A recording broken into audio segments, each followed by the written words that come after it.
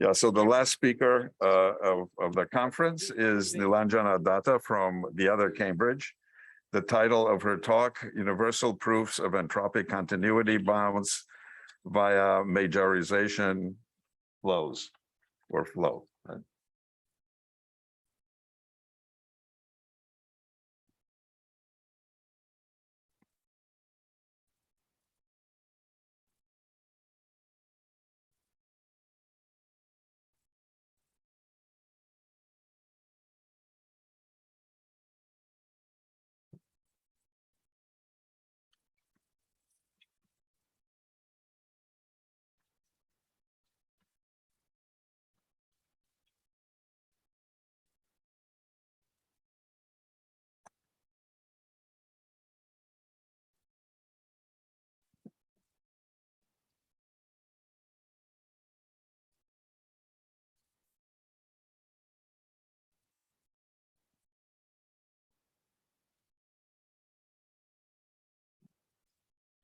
Okay. Thank you very much to Arthur for inviting me to this extremely interesting conference. I'll be talking about universal proofs of entropic continuity bounds via majorization flow. And this work was led by my former student, Eric Hanson. So the entropies play a crucial role in various branches of physics and also in classical and quantum information theory. So let's start with a particular family of entropies called the Renyi entropies. This happens to be Renyi's 101st birth anniversary this year, and it is defined for parameter alpha in this range. And all through this talk, I will consider a Hilbert space of finite dimension h equal to d, and we will consider quantum states, which are density matrices, and all our quantum states will therefore belong to this set of positive definite operators of unit trace. And then the von Neumann entropy, so the Renyi entropy of order alpha is defined as 1 minus alpha logarithm of the trace of rho to the alpha. And in the limit alpha going to 1, this reduces to a very familiar entropy, which is the von Neumann entropy minus trace of rho log rho. Yeah. You want to raise this? Write it like this? Yeah. And this is called the von Neumann entropy. But all these entropies belong to larger families, and I'll be considering this family of entropies, which are called H-phi entropies. And these are parameterized by these two functions, H and phi. I won't go into the details of it, but it looks like this. It's H of trace of phi rho. And all these entropies that I talked about, the von Neumann entropy, the alpha-Rényi entropies, belong to the H-phi entropies. In fact, there are two important classes. One, which are often called the concave type H-phi entropies. That's when the function H is strictly increasing and concave, and phi is strictly concave. And the convex type entropies, where H is strictly decreasing and convex, and phi is strictly convex. And this, the von Neumann entropy and the alpha-Rényi entropies for alpha in 0, 1 belong to this class. And for S alpha, for alpha greater than 1, belongs to this class. Okay, so what we are interested today is to look at continuity bounds. So what does one mean by continuity bounds of entropies? So what is the question? So you consider two states, rho and sigma, acting on the Hilbert space H, and suppose that they are a trace distance, sigma is less than or equal to epsilon. And here epsilon is some value between 0 and 1.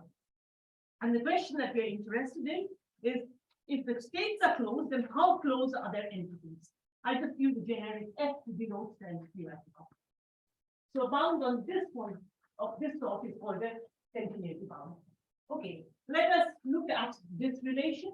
For short, I will write it like this: that rho is epsilon close to sigma. So if you consider trace ball, a ball in trace distance centered at rho. Let's call it d epsilon of rho. All those states which are at trace distance at most epsilon from rho. Then sigma belongs, of course, in this ball. And on the other hand, if one takes draws a ball around sigma, sorry, going over this, sorry, not very good. And that's also of radius epsilon, then rho must belong to, excuse me for the bad figure. So this is rho, then entropy it's schematically, and this is also okay. So this ball, trace distance ball, will play an important role. So there are lots of entropy continuity bounds which are known. So for example, so what is known? So in the particular case, when F is the von Neumann entropy, it is known that if S, rho, and sigma are closed, epsilon closed in trace distance, then F of rho minus F of sigma satisfies a bound like this. So it is less than equal to epsilon log of b minus 1 plus h of epsilon, for epsilon less than equal to 1 minus 1 over b. What is this? This is called the binary entropy.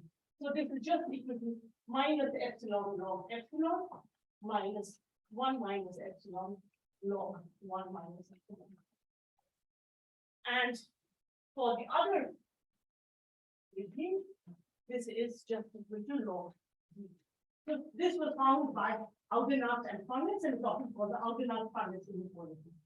So this is an example of a uniform continuity bound.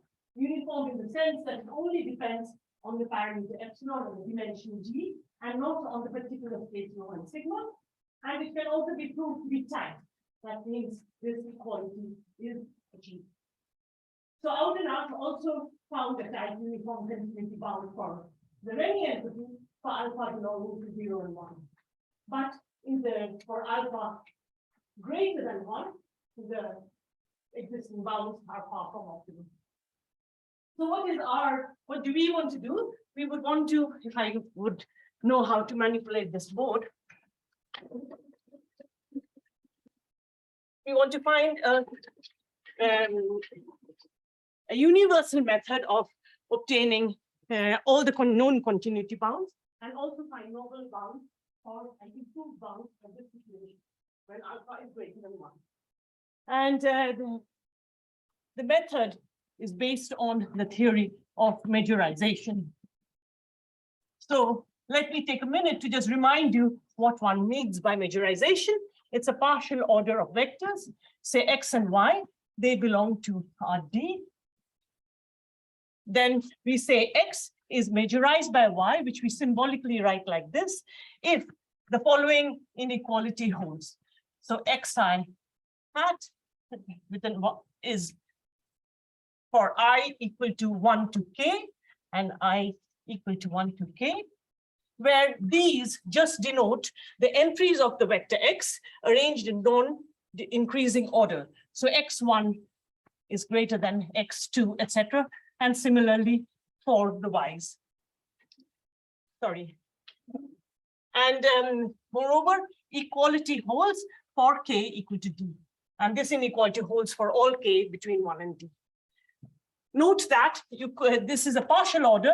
So if you could have x is not majorized by y and y is not majorized by x, in which case you say that the vectors x and y are incomparable. So what happens when we look at quantum states? So if you look at quantum states, rho and sigma, then we say that rho is majorized by sigma if the following holds. So if lambda rho is majorized by lambda sigma.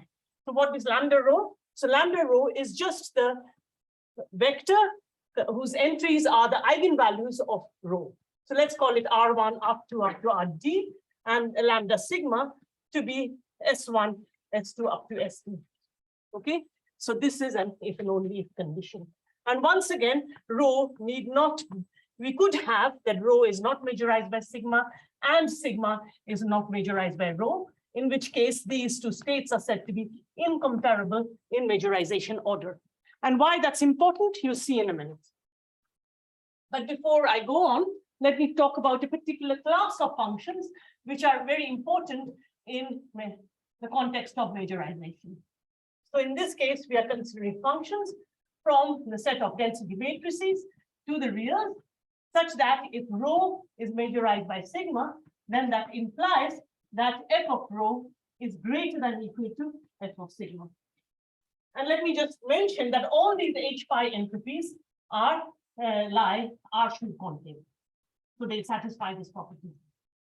And of course, we can talk about a function being Schur convex, and that is if this inequality gets reversed. Okay. Now, go here.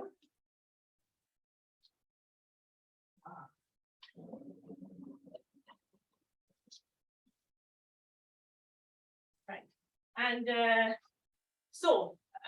in view of this fact that I said that we in general need not expect that two states are comparable in majorization order. Therefore, our first theorem that I state is a surprising result, and it is also a useful result. So what we prove is, given a state rho, there exists a rho star epsilon belonging to this epsilon ball around the rho, such that rho star epsilon is majorized by every state omega in the ball. So this is our first wave result, and this has very nice implications. So let us look at its implications. The first implication in the context of entropies. So in fact, entropies are two concave functions, and so for any f that is Schur concave, this relation, let us call it star, tells us that f of rho star epsilon is greater than f of omega for any omega belonging to the epsilon rho. In particular, if you take f to be the von Neumann entropy, then what does it tell you? It tells you that rho star epsilon is the maximum entropy state in the ball. In the epsilon. Okay, so this is a very nice implication, and one can prove very simply that this rho star epsilon, which I call the majorization minimizer, or which equivalently is the maximum entropy state, is unique. Okay, so what is its implication number two in the context of continuity bounds? So you see, we want to find f of rho minus f of sigma, and we want to find the upper bound on this one. So let us look at f of rho minus f of sigma. So what can one do? One can consider a ball around sigma. This is the d epsilon sigma. Rho obviously lies somewhere in it, but we set upper bound f of rho by the maximum entropy state, or the maximum f state in that ball, right? And similarly, for the other way around, for f of sigma minus f of rho, just interchanging the values of rho and sigma, we can write this as rho star epsilon minus f of sigma. Okay, so let us call this quantity delta epsilon f of sigma, and let us call this quantity delta epsilon f of rho. So what do we get? We therefore get this nice result that this is the second one. What is this? Yeah. So we get therefore, and this will play a crucial role in the rest of the talk. This can be written as less than equal to the maximum of this and this, right? So it is the maximum of delta f epsilon of rho and delta f epsilon of sigma. And therefore, how can we upper bound this whole quantity? Can we send this both to the top?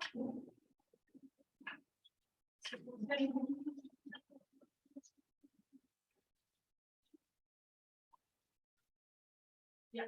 So let me write here, since we are near here.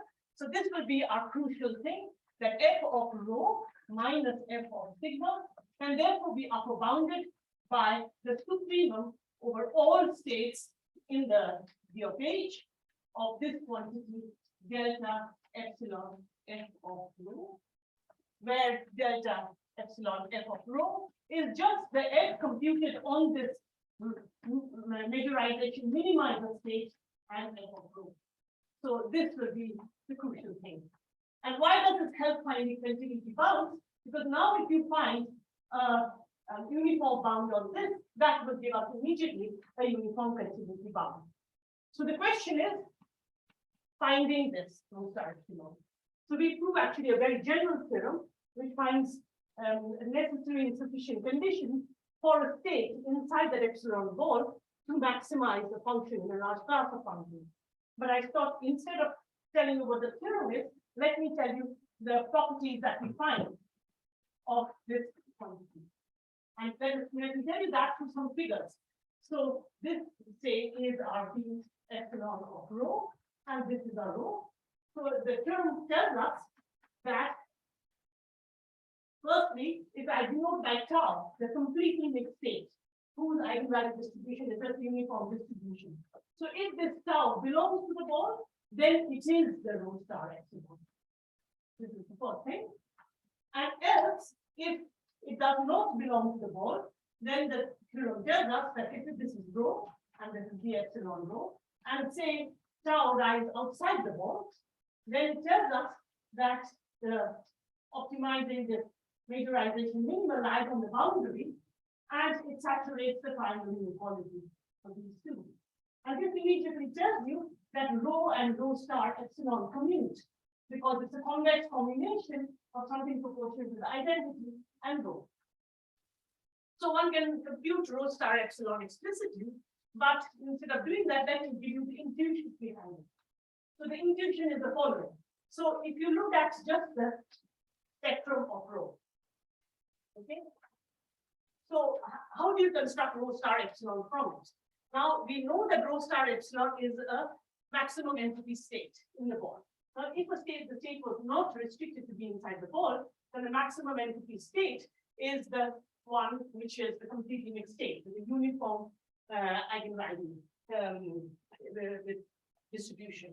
So now what we want to do, we use the Robin Hood principle, right? We want to go as close to a uniform distribution as possible. So what we want to do is to reduce certain eigenvalues and raise certain eigenvalues, okay, to construct rho star epsilon. This is just the intuition, but we can, what we find is that an infinitesimal approach is much easier.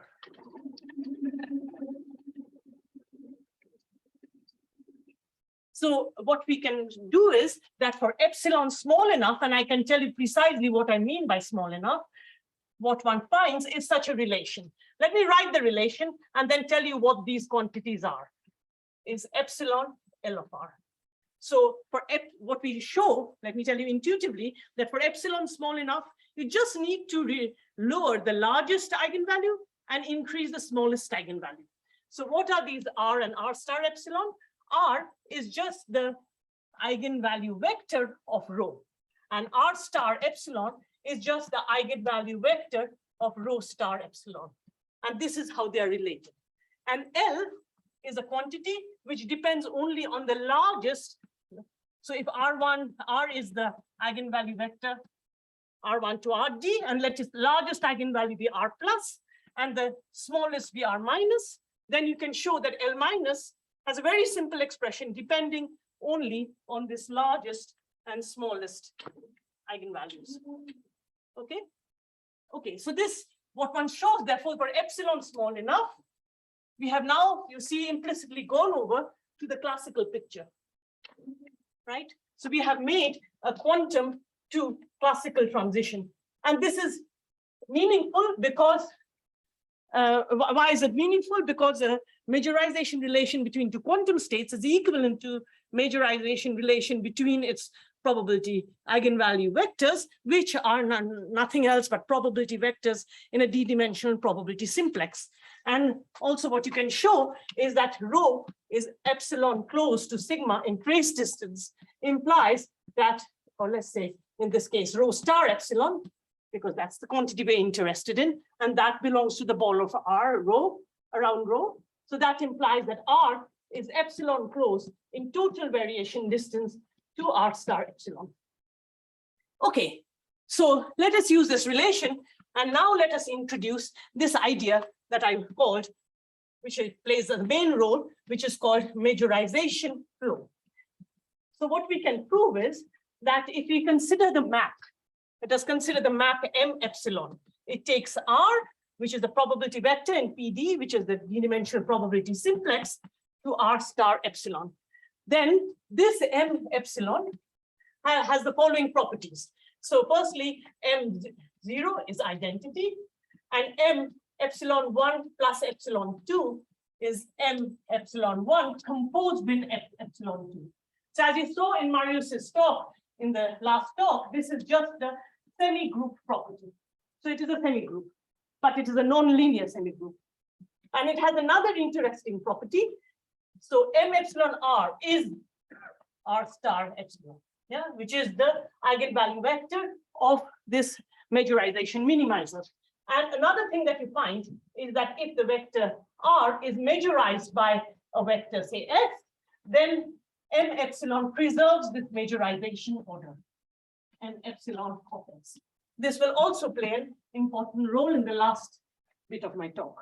Okay, so let's call this relation 2, and let us call this relation 1.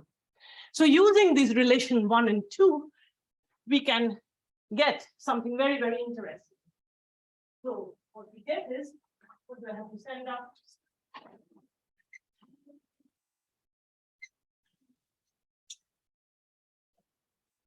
So what we get using these relations is the following, that if you consider H is just a continuously differentiable function. Okay, so for a continuously differentiable function H, we get H of R epsilon star minus H of R. Okay, you'll see in a minute why this quantity is absolutely relevant to us. This is equal to something like this, an integral of gamma H of M S R dx. Okay, so let me explain what this is all about. So this gamma H R is the derivative, one-sided derivative from above of this function H on M epsilon R at epsilon equal to 0. Okay, lots of formulas.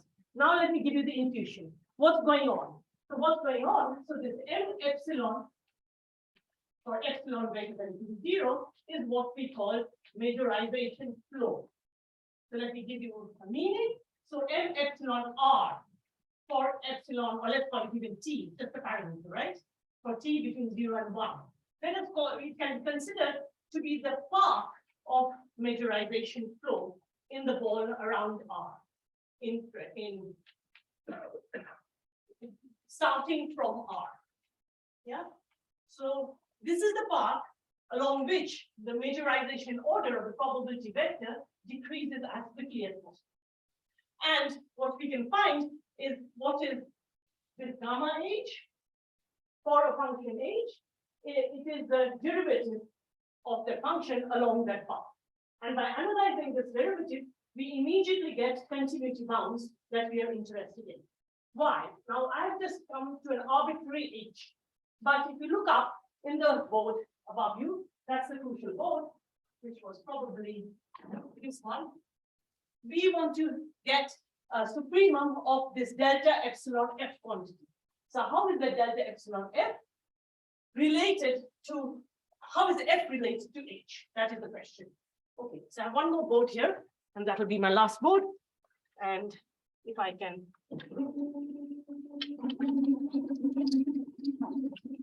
So all we find is that H of a probability vector R is just the F that I'm interested in, and applied to a diagonal matrix whose entries are the entries of the probability vector.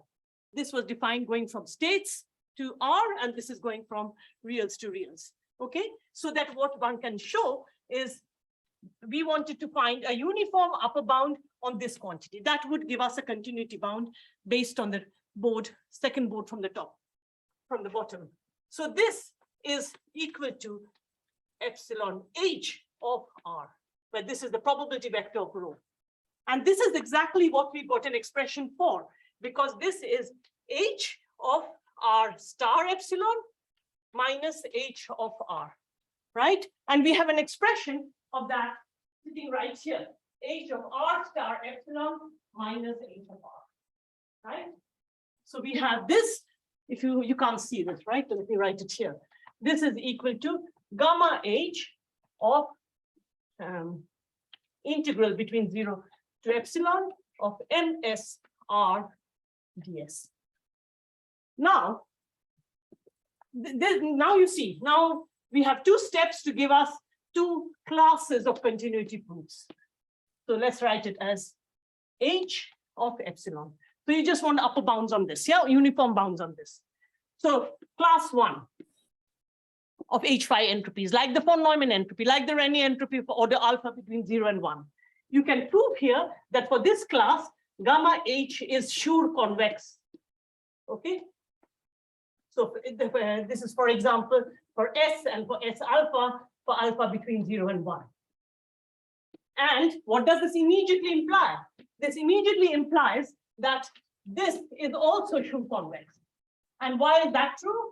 That is because I told you that MS is a majorization preserving map.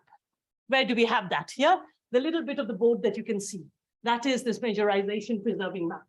Then we immediately get continuity bounds, the whole family of continuity bounds for such entropies. Why? Because it tells you, can you see from here if I write here? Yeah, you will find then delta epsilon H of R. We can upper bound it by something, which I write and then explain. Epsilon H of, say, some vector B. Now, what is this vector B? The vector B, for example, can be chosen as just an extremal point of the probability simplex. That is because any vector R in the probability simplex is majorized by such a vector, right? And therefore, we can write, this is true, and which is what H of the corresponding B star epsilon minus H of B. Okay. And this gives us one class of entropies straight away, because therefore for any extremal probability vector, V star epsilon can be computed very easily and turns out to be the simplest vector, D minus 1, epsilon, D minus 1. And therefore we get delta epsilon H of R is less than equal to H of this B star epsilon, which you see it does not depend on the probability vector R, and therefore doesn't give the uniform continuity bound. And for example, if S is the von Neumann entropy, then H is the Shannon entropy, for which for such a vector will be equal to 0. So this term will drop out, and this immediately is the Audenat continuity bound, Farnes continuity bound that I mentioned. Okay, but these were known entropes. The important difference was what happens when you consider the Renyi entropy for alpha greater than 1. Yeah, and this is called in the class 2, S alpha for alpha greater than 1. What happens there? There you can prove that this gamma HR has a uniform bound K. Yeah, for some K positive. And what does that give you? That immediately tells you that delta epsilon H of R satisfies a bound like this, K times epsilon. This just follows from this expression, right? So if gamma H is bounded by K, this just becomes K times epsilon uniformly. So what is that? That is a Lipschitz continuity bound. So therefore, we find the bound. Arthur, you asked me to fill 8 black holes. I filled all 8. Now I do the math. But let me just write it here. So what we find is that for alpha greater than 1, S alpha of rho minus S alpha of sigma, using the above vector, satisfies the bound like this. D alpha by alpha minus 1 of rho of 2 times epsilon. And this is much better than all existing bounds, which had an exponential dependence in alpha, polynomial dependency. Some interesting open questions. Do you have 2 minutes to some open questions? Okay, so so this idea of majorization flow, I think it's quite elegant, and it gives you using this infinitesimal, or before we hadn't looked at the infinitesimal approach, so we couldn't cover this part.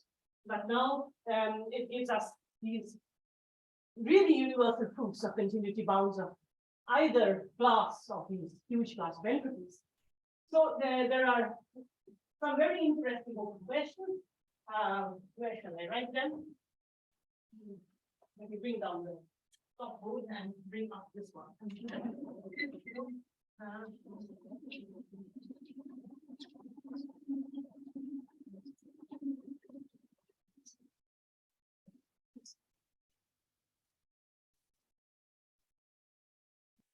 So the question is, you must have noticed that I am only talking about balls in trace systems. When this is closed in trace systems, then we are finding continuity bounds of f of rho minus f of sigma, right? So what about other distances? For example, what about the Hellinger distance, the Buhr distance, the Wasserstein distance? Can one do something for them too? But for example, if I take, this is the one norm, right? The one norm is very special. For the two norm, for the other p norms, it doesn't work. Yeah. So the first open question would be extension to, could there be some extension to other measures? Another interesting question is, I told you how gamma f is defined, but just the definition is not good enough. It should need to be evaluated for these different entropies. And actually, for f belonging to these H5 entropies, such that using the policy they're symmetric, and then we can find a very nice expression for gamma. Yeah, but this turns out to be, let me tell you what it is. It is just the derivative of f. Let me write it as plus and minus plus. So what is this? This is, remember, f is symmetric. So it is just the derivative of f for any Ri. Ri are the elements of R, for which Ri equal to its smallest value. That is this. And it is equal to this derivative for Ri equal to the largest entry of the vector, to give you this point. Yeah. But can one find for other classes of functions this number? Lastly, and the most interesting question, which is how we started this whole research project and still remains an open question, that is, this is for rho and sigma belonging to some Hilbert space H. Yeah, one can consider bipartite states, rho AB, sigma AB, belonging to some HA tensor HD, and consider F to be the conditional entropy, SA given B of rho. So for this, there exists a continuity bound by Alitsky and Panis, but that bound is not stacked. And we were hoping that our methods could be used to tighten that bound. And I wrote in the abstract, but I didn't tell you the details, that we actually find a strong mathematical theorem which gives us the necessary and sufficient condition under which a state in that space distance ball maximizes the whole class of functions.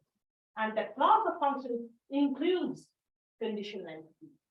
And so we get the necessary and sufficient condition, but what we can't do is to invert it to find the majorization minimizer. So that would be another very interesting thing to be done.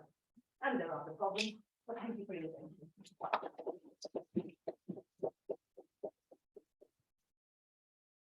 Thank you for a very clear talk. Questions? Hey, I was first.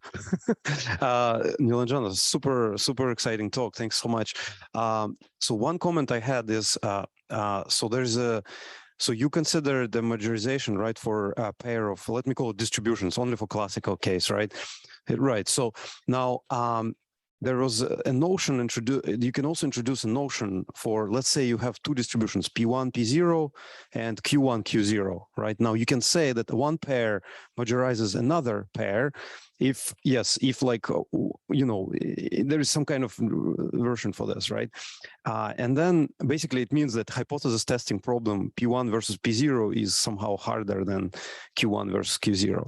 So then in the 60s, Huber asked the following question. He said, if I give you two total variation balls, right, can you find a pair which minimizes, which a pair of distribution, right, which in this partial order achieves a minimum, right? So, and he proved it exists, right?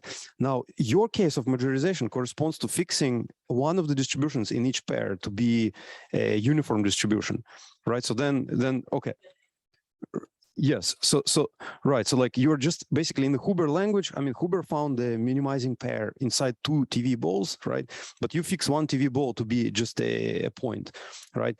But then there was a follow-up by Strassen and Huber, who actually asked the question, oh, for this amazing property that this TV balls have this like a lower bound, similar to how you have in the quantum case, right? You have a lower bound, right? So, and they completely characterized all the other objects for which you have this property. And unfortunately, I mean, the sad part is that neither Hellinger balls, no Kale divergence balls, they do not satisfy this. So I think I can immediately tell you that the extension to other metrics is not going to work, at least not through this program. Yeah, just wanted to comment this. Yeah, right. Yeah, maybe for Wasserstein, I don't know. Yeah, but thanks so much. I mean, it's amazing.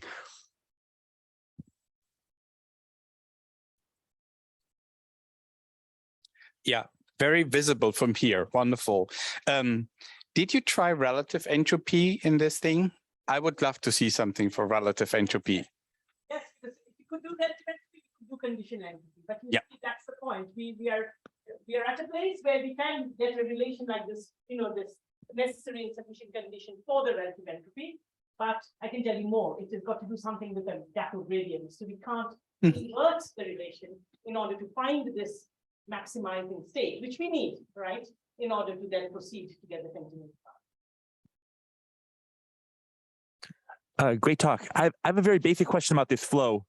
So in terms of how quickly it moves within the one norm metric, is it basically it moves at speed 1 norm until it stops? 1 norm, but most rapidly in majorization order. That's what you can prove. Okay, thanks. That was asking. Sorry for interrupting. Yeah, so it moves at right constant speed until it hits maximally mixed, and then it stops. Right. Okay. Thanks. Okay. My question first, I want a confirmation for theorem 1, the statement. So the statement is for rho, and then for any epsilon, you have a minimum. Okay. Okay, and then it worked for all the choices. Okay, my question, I think probably related to your open question 1. So you are talking about the minimum inside the ball. Can you do some other shape? You know, like Albert. You say that it was completely independent work, but this was also found by Horodetsky, one of the Horodetskys, Mikhail Horodetsky, and Jonathan Oppenheim, and I think RCR. Okay, so what both them and we, in very different ways, can prove is that if you consider a fixed rho and a fixed epsilon in 0 and 1, then there exists a rho star epsilon that I said is major, and also one which is majorized by all other states. So this is the majorization minimizer, this is the majorization maximizer. This is unique. This is unique up to Unitarian levels. Okay. But I focused on this because a half an hour talk, and this is what helps for the continuity bound. Any other questions? If not, then I'll make one remark. Please. Since this is the last talk, and thanks to Arthur for organizing this fantastic conference. I'm sure from everybody. I did give it a lot. Okay, you and your team. Thank you.